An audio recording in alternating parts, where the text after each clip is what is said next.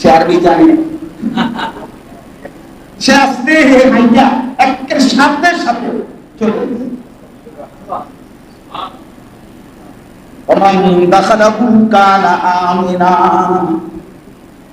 বিড়াল বলে আমি মুনিবের ঘরের কাছে, পুলিশ তোর বাদের ক্ষমতা নাই আবার নিরাপত্তার আঘাত করবি।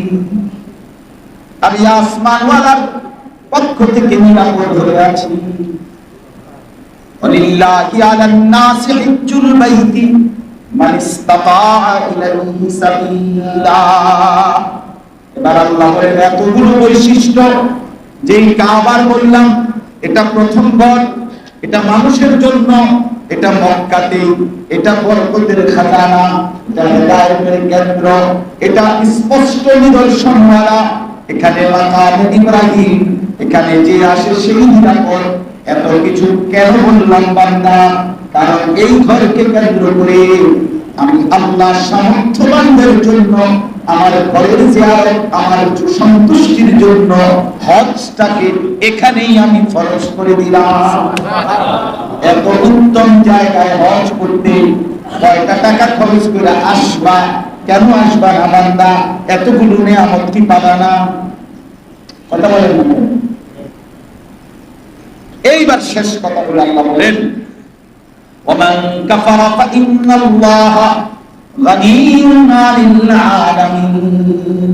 এত ভাবে বুঝায়া বলার পরেও, এত বৈশিষ্ট্য, এত মর্যাদা বলার পরেও, হজ ফরজ করেছি এটা বলার পরেও যে অবজ্ঞা করলা, ওমান কাফারা, অবজ্ঞা করলা, আমরা হজ এটা লাভ পাই না।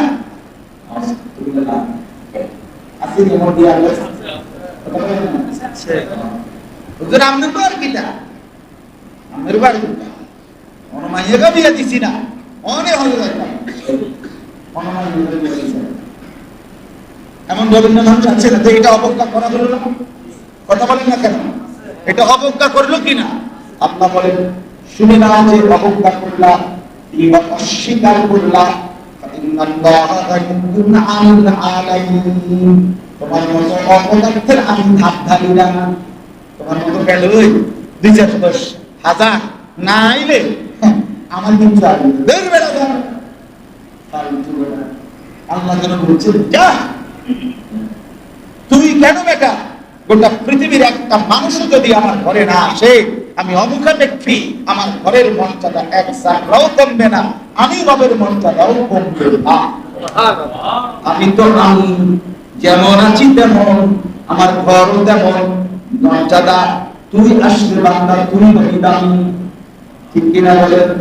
না আসলে তুমি কে দামি, আসলে তুমি দামি। আমার কি, আমার কি, আমি কি ঠেকা নাকি তোমার কাছে? আল্লাহ আমাকে তৌফিক দান করেন। নিয়ত করলে আল্লাহর ঘরের নিয়ত, আল্লাহর ঘরের নিয়ত করেন। আল্লাহ তাআলা আমাদের প্রত্যেককে তৌফিক দান করেন। যারা আগে গেছেন আল্লাহ পাক যারা তৌফিক আমার জন্য দোয়া করবেন। আগামী ৫ তারিখ জুন মাসের আমার ফ্লাইট, হজ্জের ফ্লাইট, আল্লাহ যেন সহি সালামতে যাওয়া আসা করা আমাদের তৌফিক দান করেন। আমার সাহেব আল্লামা মুফতি মুশতাকুল কাসেম হুজুরের ফ্লাইট হলো ১৯ তারিখ এই মাসে।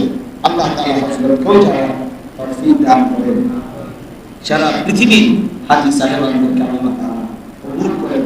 আপনারাও ছোট বড় সবাইকে আল্লাহ তৌফিক দান। আলহামদুলিল্লাহি রাব্বিল আলামিন। ইয়া আরহামার রাহিমিন, ইয়া আরহামার রাহিমিন, ইয়া আরহামার রাহিমিন। মাওলাই কারীম আপনি মাফ করে দেন, রব্বে কারীম আপনি মাফ করে দেন। ছোটের জিন্দেগি সব নাফরমান মাফ করে দেন। আগত জিন্দেগি আপনি সুন্দর করে দেন। সামনের জীবন আপনি ঈমান দিয়ে ভরপুর করে দেন। সমস্ত কবরবাসীদেরকে আপনি মাফ করে দেন। কিয়ামত পর্যন্ত কবর আযাব মাফ করে দেন। কবরগুলোকে জান্নাতের টুকরা বানিয়ে দেন। আল্লাহ আমরা যারা বেঁচে আছি আমাদের জীবনখানা সুন্দর করে দেন। ঈমান আমল সুন্দর করে দেন, আখলাক চরিত্র সুন্দর করে দেন, রাত দিন বরাবর করে দেন, গোপন প্রকাশ্য বরাবর করে দেন, হাসি কান্না বরাবর করে দেন। সব অবস্থায় আপনাকে যেন না ভুলি, আপনাকে যেন না ছাড়ি মাওলা। আপনি ছাড়া বান্দা আছে কি মাওলা?